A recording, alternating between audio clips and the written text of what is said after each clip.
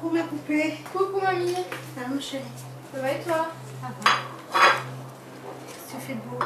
Je révise pour le contrôle sur la guerre d'Algérie. Ah, c'est bien. Ouais. Ça te plaît pas? Ben non en fait, c'est gonflant. Je sais pas, ça me plaît pas trop. Oui, c'est... Mais ça te plaît pas? Je sais pas. C'est ennuyeux. Ben ça c'est quand les pieds noirs sont partis. Mais tu connais? Eh ben je suis une pied noire moi, si tu crois. C'est vrai? Ben oui, je suis née à Alger. Ah ouais? C'est Boumedienne, Ben Bella. C'est qui? Ben Bella et Boumedienne.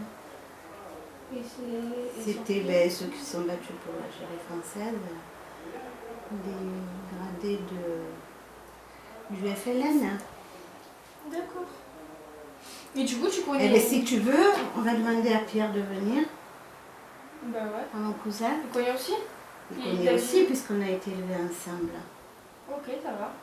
C'est mon frère de lait. Ça va. Pierre! Tu peux venir, s'il te plaît? Donc, du coup, ça tu connais. Et donc ce qu'il dit, c'est vrai ou c'est faux? Bah, il faudrait que je le lise hein, pour te dire si c'est vrai ou si c'est faux. Alors, je disais, tu vois, il y a l'arrivée des pieds noirs à Marseille. Et Ben Bella et Boumedienne, c'était des représentants du FLN. C'était, ouais, absolument. Et après, c'était le premier président, Ben Bella. Ben Bella, oui. Voilà. Ben Bella, c'était le premier président. Voilà. Après, il y a eu Boumedienne. Boumedienne. Bon, moi, je devais avoir 13 ans à l'époque. Et oui. Bon, moi, j'allais encore à l'école. J'ai fait 2 années d'arabe littéraire, et c'est là, donc, obligé, puisque bon, il fallait se remettre dans le coup. Avec plus ou moins des difficultés, parce que, bon, on parlait l'arabe, le vocabulaire arabe, je dirais, de la rue. Ouais. Mais après, le littéraire, c'est quand même autre chose. Et quand il n'y a pas l'habitude, ça a été quand même difficile.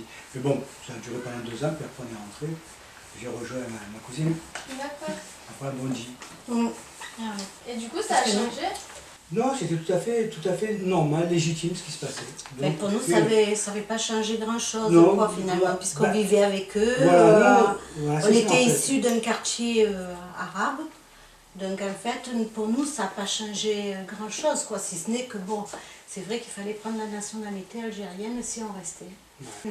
Après, bien sûr que de temps en temps, il y avait des débordements toujours, par ouais. rapport aux événements.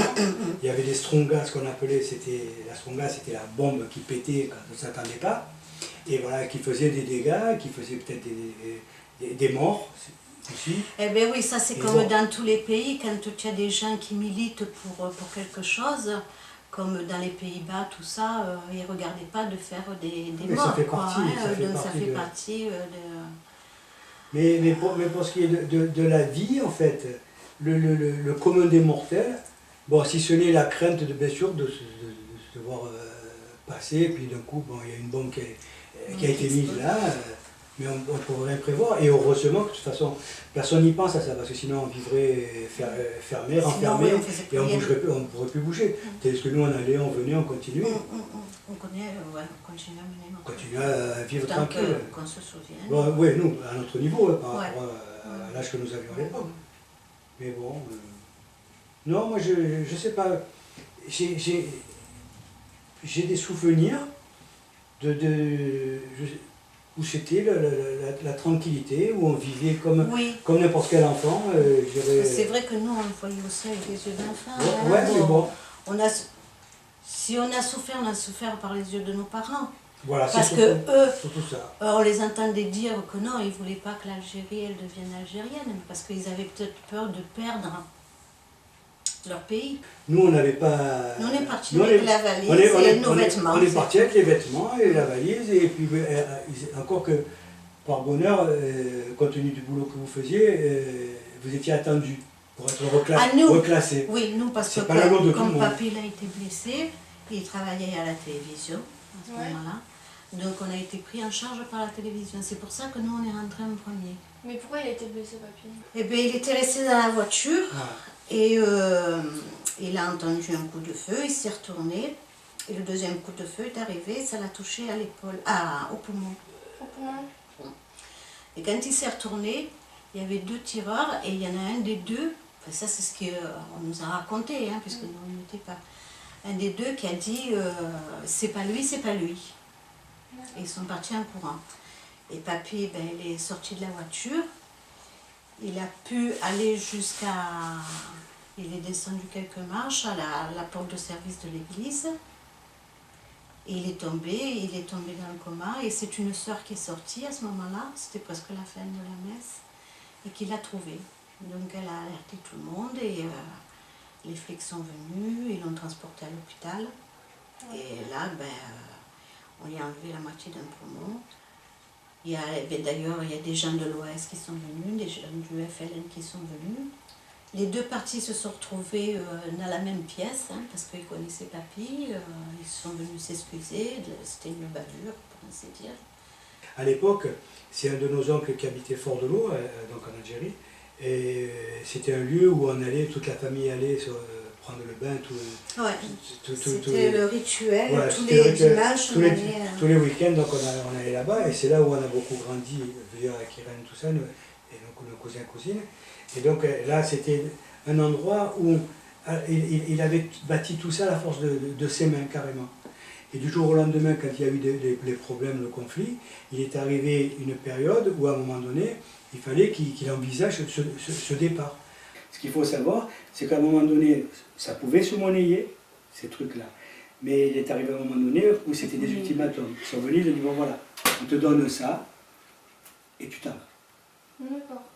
Alors, d'ailleurs, en ce qui concerne mon oncle, nous on s'en foutait, c'était pas nous, mais d'ailleurs, en ce qui concerne mon oncle, quand il est rentré en Algérie, il a perdu la tête.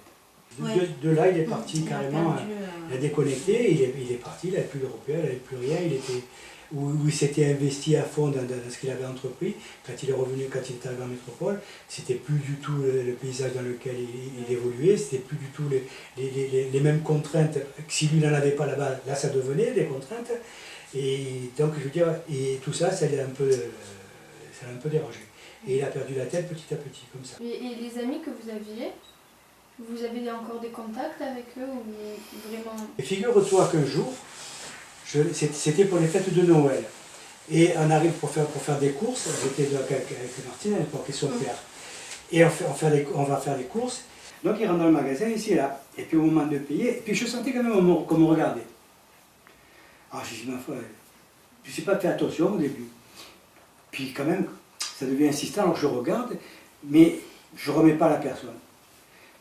Et je passe à la caisse, il y a une femme qui prend le paquet, elle me fait le paquet ici et là.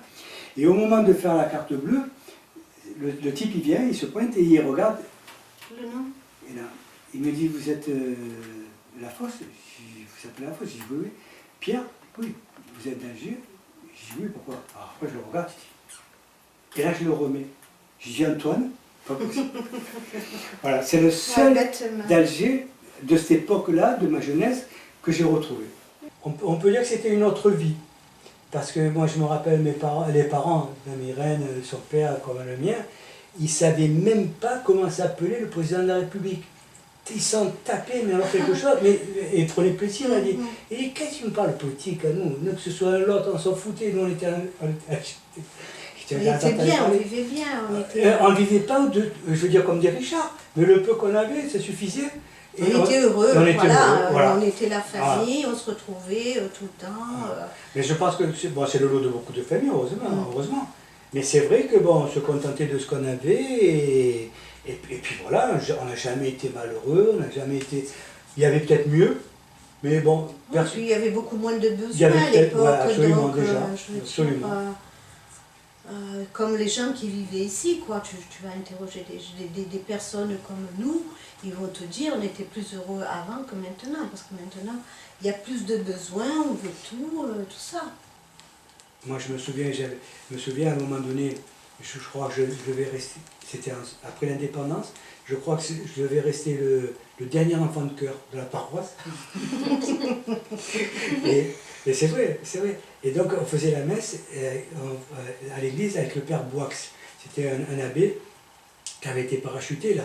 Et tous les dimanches, je partais en scooter avec lui, on allait à Fort-de-L'Eau, ces dernières années là, qu'on a vécues, et on partait à Fort-de-L'Eau, pour prendre le bain et c'est là, puis après, lui, il repartait en scooter, tranquille.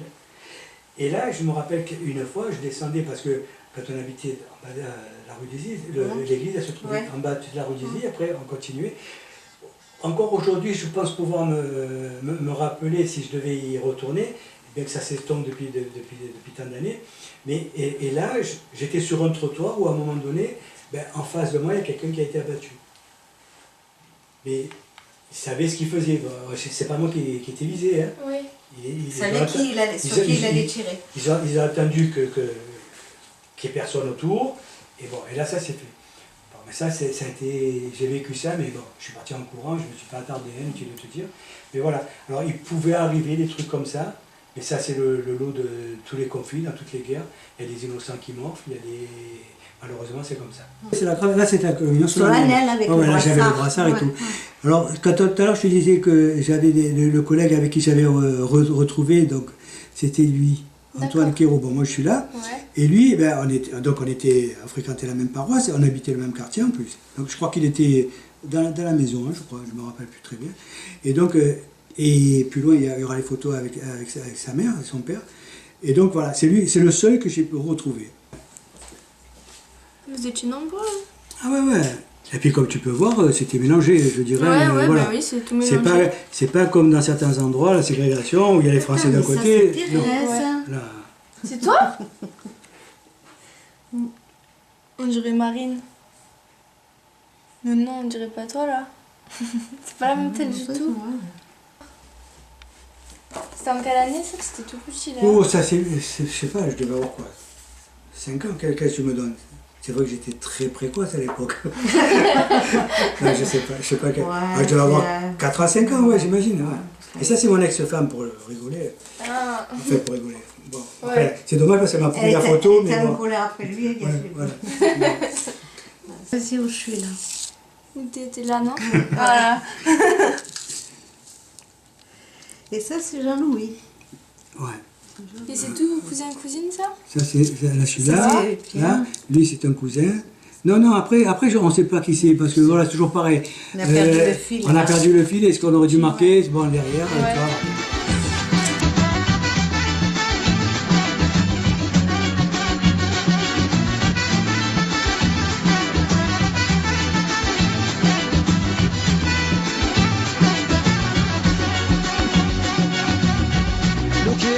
تغي في بلادية وكنت صوبي لونر وشداني نتبع قلبي حتى وليت ماشار يالو كان قاعد تغي في بلادية كنت صوبي لونر وشداني نتبع قلبي